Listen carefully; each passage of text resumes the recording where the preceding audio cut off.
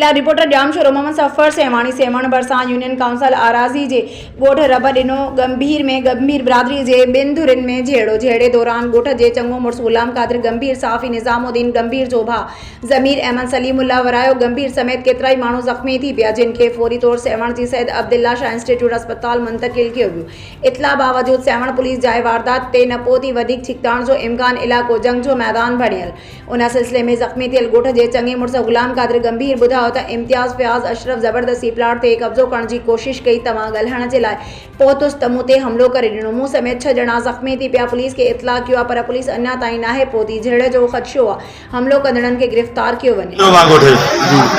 Link road जेके ॻोठनि निकिता Ghulam Qadir link road ॻोठनि में जेके निकिता उन्हनि जो को मुआवज़ो कोन्हे। उहो जेको लिंक रोड निकिरी आहे उन छिन अची विया हुननि जे घरनि जे पासे वो वधंदा पिया जन मामे सुबुह बि हुननि मुना ते खयां जॾहिं बाबू मुंहिंजी सर्वे ज़मीन आहे मुंहिंजे में न वधो ऐं हुनजो जंहिं दुर खयां पियो उन्हनि जो मामू आहे उनखे फ़ोन करे जॾहिं त बाबा तव्हांजे भाणजे में झल मुंहिंजे सर्वे ज़मीन में न टुपनि अॻे टुटी आहे हाणे वधीक मुंहिंजे में न वधीक बसि टुपनि त बि हुननि कमु शुरू कयो हिन जलियो कोन आयो जो फिरियाद कई पुलिस आई पुलिस खे हिकिड़ो माण्हू ॾेई बकाया माण्हू हुनखे छॾे कया जहिड़े लाइ हीअ पुट पोटा बि हुआ आहिनि पर